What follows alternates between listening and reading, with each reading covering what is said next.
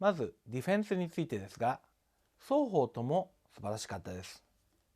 アタックの時点ではほとんどアドバンテージもディスアドバンテージもなくなってしまったんではないのかという反論がされていましたが、その反論一つ一つに両チームとも見事に丁寧に返答していました。特にすさましいと感じたのは肯定側のディフェンスでしょう。アドバンテージのどこかを確実に残そうと、例えば将来はさらに4万5千人もの PKO 部隊が不足してくるなどというデータを出したりしてアタックに屈していませんでした。総括については、細かいところについて双方とも議論が深められなかった点は多少不満がありますが、少なくとも双方の立場からお互いの議論のもっともらしさと価値について論評できており、しかも比較の軸などを出していたこと、これは褒められます。一つだけアドバイスがあるとすれば、アドバンテージやディスアドバンテージをディフェンスやサマリーで残そうとする際には、立論で提示した最初の大きな額面にこだわるなということです。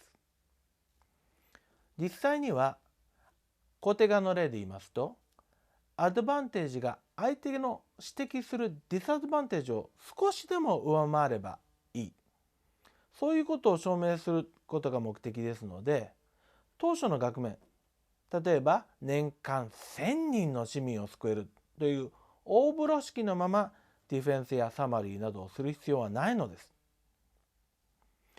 相手の反論を受け入れ、1000人ではないよということを受け入れたとしても、比例的な因果関係などを利用し、部隊の増加に伴って何十人かは少なくとも市民を救えるのだ、こういう比例関係を利用して証明すれば、確かに当初の構図よりは小さくなったように見えるかもしれないですが、少なくとも相手のディスアドバンテージが数人単位であればもう上回って勝てるわけですよね。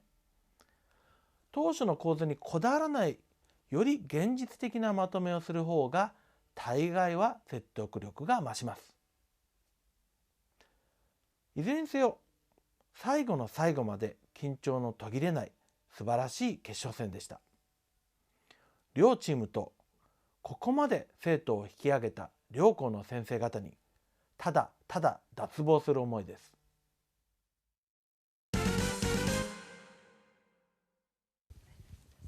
Good afternoon, friends! Did you enjoy the final round?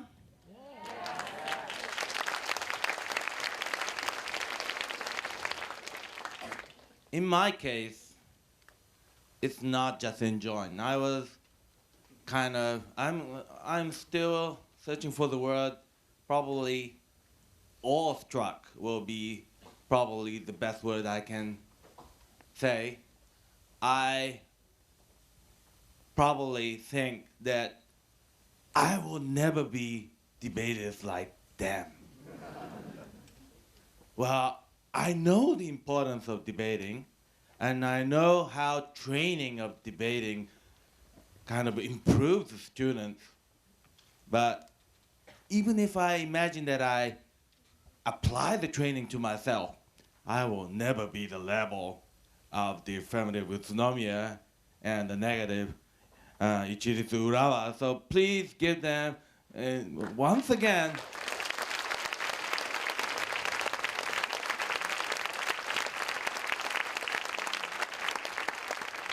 yeah. Well, I probably would like to ask like 3 more applause, but we are running out of time. So, well, before going into the comments, thank you very much for all of you for making such a wonderful tournament as being successful. You all are, in my sense, a winner. In your own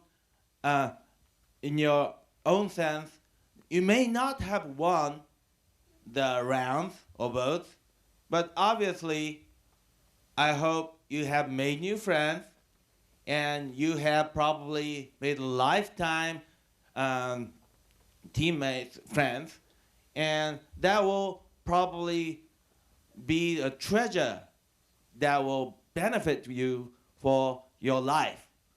And I'm pretty sure of that because I was a high school debater myself, and that changed my life. And some of the things that changed my life also was the friends I met in Gifu. So, yeah, there's an old friend sitting over there. And not only her, but quite a lot of encounters I did in Gifu, which was so accidental mostly, changed my life the second time. And I'd like to thank you, all the teachers in Gifu, for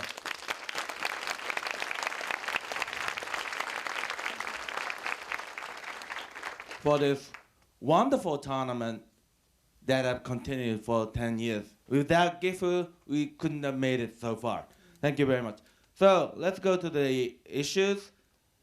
What was so impossibly great about this final round was probably the attack speeches and the question and answers, especially the question and answers. I mean, right after the constructive speeches, the questions were kind of targeted against opponents' evidence. And it was straight on. For example, I can give you, for example, the affirmative argue that Japanese infrastructure technology is so high, and the highest in the world maybe. But the negative asked that, does this evidence talk about the situation that the affirmative themselves are talking about, like the danger situation? Well, it is one thing to say that Japan can make good roads, and Japan can make good roads under terrorist attacks. So you should always ask the assumptions of the piece of evidence that was quoted by the opponents.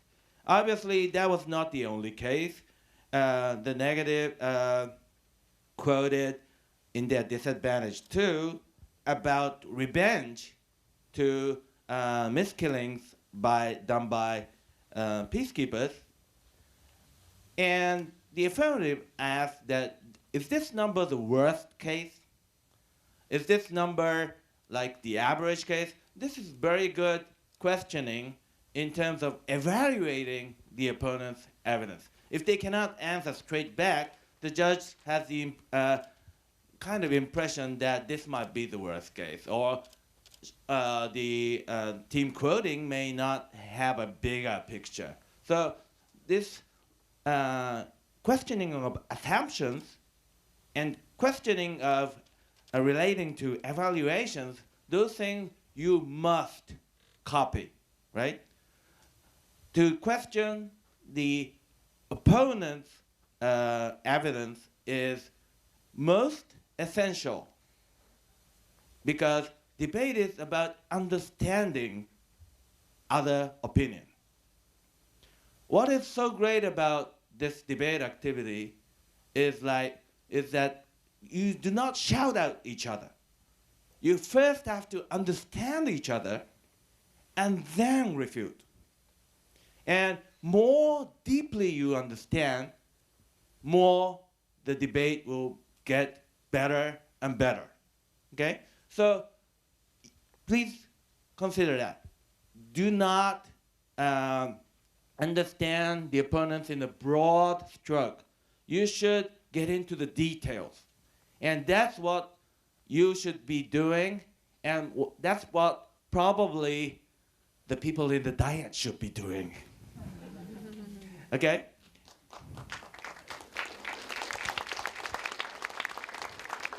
So, obviously, the question and answers were not the only good points of the final round. The attack speech. I believe that there were some sighs among the judges when the negative attack speaker finished his speech. I was kind of dumbstruck. He was so good, probably one of the best in the history of this tournament.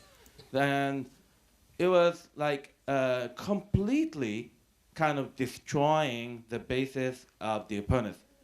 But the amazing thing in this debate round is the defense speaker from the opponent's side came back.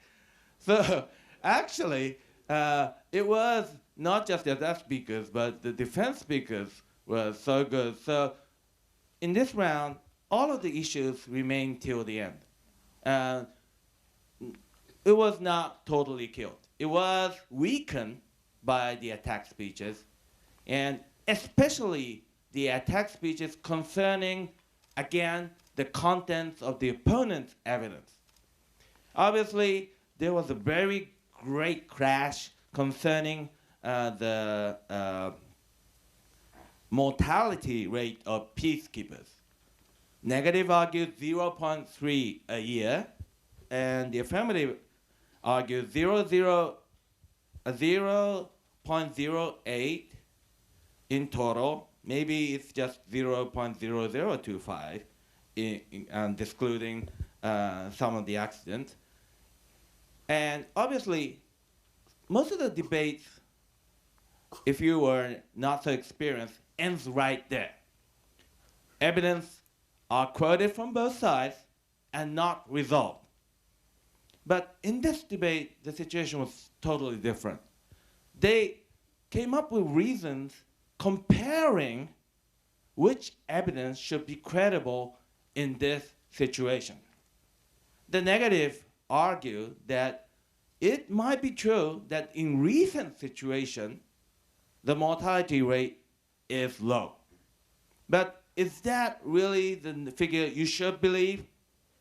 I checked the evidence, and the affirmative was quoting from 2015 and 2015 only. The negative argued that we should see the whole picture by seeing the whole history, and because there will be ups and lows, and you cannot just say the recent year is safe.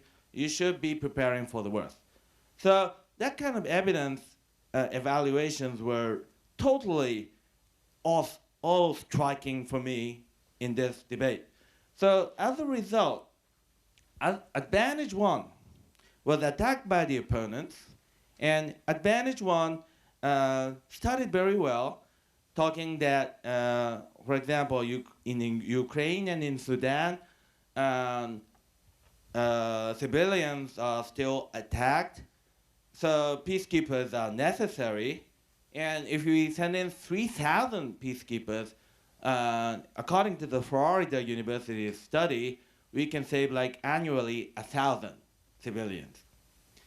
So the affirmative kept on saying the number of 1,000. But the negative team attacked the assumption of the evidence of this Florida study. They said that their calculation is that if you increase from 0 to 3,000, the number will drop from 1,000 to something. So 1,000 is the estimate. But they argue that in most of the missions, there are at least like 8,000 people already. So if we add 3,000, will that make 1,000 decrease? Obviously, the affirmative came back by saying that the total number in the world is like 100,000 people missing. Negative argued that 40,000 will be provided by China, India, and other nations, so Japan doesn't have to do it. But obviously, the clear proof burden is on the affirmative, so the negative attack showing that the application of the evidence should be from here, not from 0, is a valid attack. And that was taken by most of the judges. So most of the judges did not take the face value of 1,000 civilians a year. And about advantage 2, about infrastructure. That was a good argument too. In the beginning, talking about the lack of roads in South Sudan, and obviously that will affect like quite a lot of children's life, and that will be true. But the question which should be answered is, will the additional 3,000 Japanese peacekeeper solve the problem of rows. And considering the attacks from the negative team, yes, we agree that there is a danger situation in South Sudan, and there is regulation toward the Japanese peacekeepers in the current situation that prohibits us from going there. But will that help the roads? It was still unclear. The affirmative could not provide enough concrete evidence showing that there will be a better situation with these 3,000 troops. So advantage 2 was probably considered the weakest in most of the judges.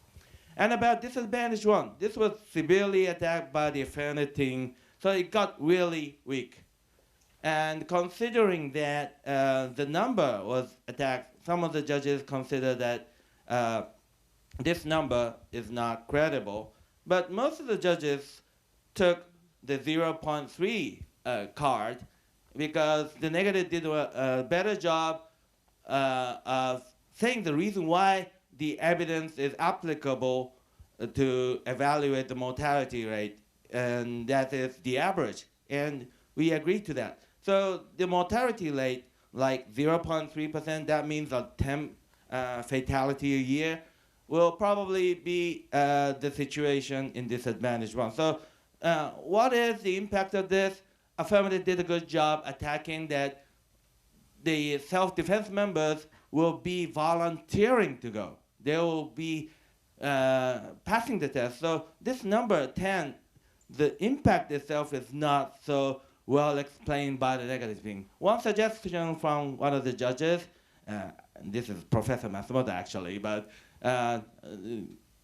is a very precious suggestion. We should be presenting like evaluative principles in the early stage of debates. I mean, in the summary speech, for example, the negative speaker and the affirmative speaker both argue that Japan has a responsibility or we should save life, and which is important. But these should be done in the constructive speech. Affirmative actually did that. So in that sense, affirmative was really good in the advantage 1. But negative probably should have done that too in the disadvantage 1 too.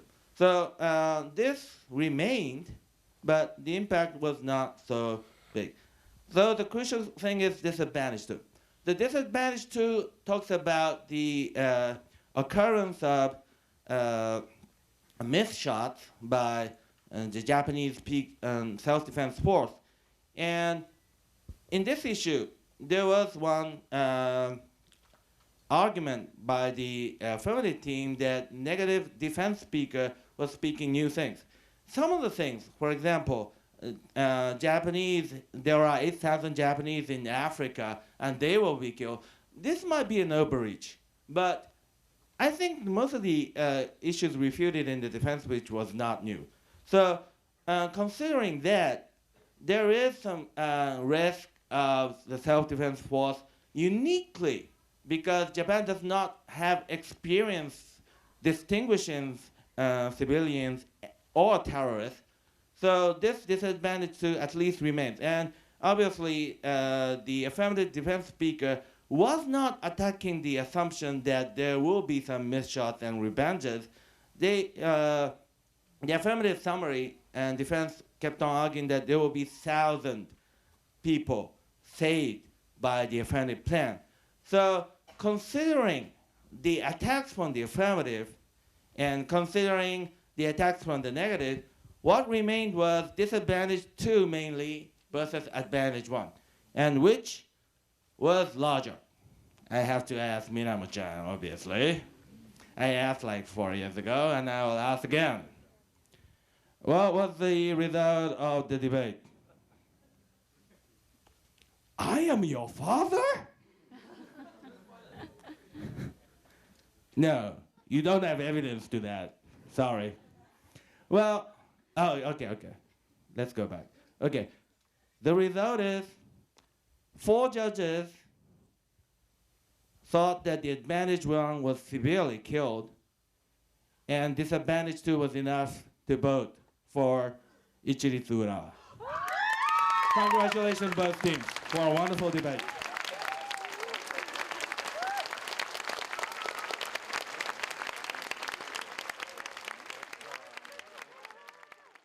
好評の通り、結果としては否定が私立浦和に票を入れたジャッジが多かったです。ただし判定をする際にはベテランのジャッジばかりである決勝戦のジャッジたちも皆どちらに入れたらいいのかと戸惑うほどの接戦であったことは間違いありません。インフラについて述べられたアドバンテージ2は予算についての反応も通り、実際にどれだけ貢献できるのか怪しいという反応も通ってしまったので判定には残りません。ディスアドバンテージ1は否定側の額面通り年間10人ほどの犠牲者が出てしまうという点は多くのジャッジが取っていました。ただ肯定側が疑問視しているように自衛隊員は望んでリスクを取っているのだということについて反論ができていないので価値については相当弱められて多くのジャッジが取っていました。ここまではあまりジャッジの間では異論はありませんでした。ただアドバンテージ1やディスアドバンテージ2の比較は分かれました。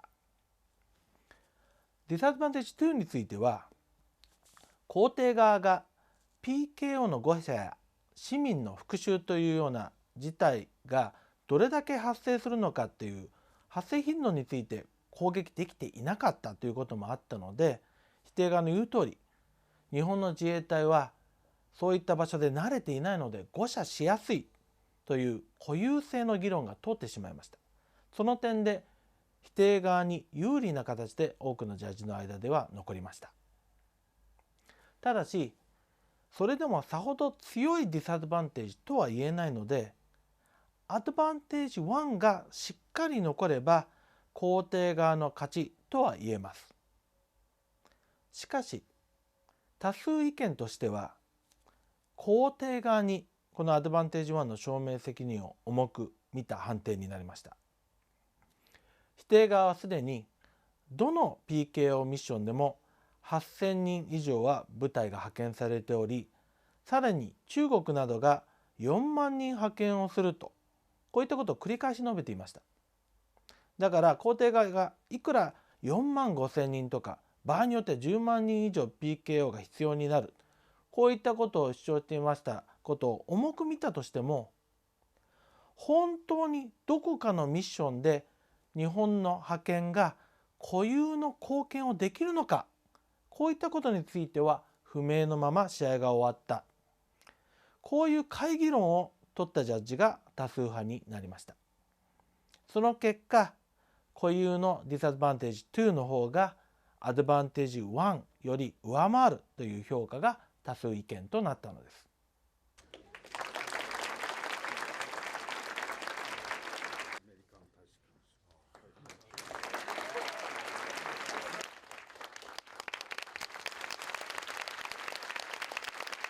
岐阜での第10回記念大会は埼玉市立浦和高校の優勝で幕を閉じました。この映像をご覧になっていただいたなら一目瞭然ですが、高校生たちは英語で出版された政治科学の論文などを自分で調べ引用しながら客観的で理性的な議論を事実やデータに基づいて繰り広げていました。こうした点は残念ながら2015年の時点の日本の国会や安保法制を取り上げるマスコミ等の報道等では全くに近く見られないことでした。英語ディベートを学んだ若者たちが早く将来のリーダーになって社会のあらゆる分野で理性的な議論を繰り広げ活躍してくれることを願ってやみません。英語ディベート活動はグローバルに通用する実用的で総合的な英語力を育みます。英語の文献を読み考え、自分のスピーチを英語で書き、相手の英語を聞き取り、そして英語で質問を発し反論する、そうした英語力はディベートを通して身につきます。しかし何よりも素晴らしいのはこうした学習が全国の高校生たちと切磋琢磨する形で行われることでしょう。英語ディベートは人間関係や友情の輪を育みます。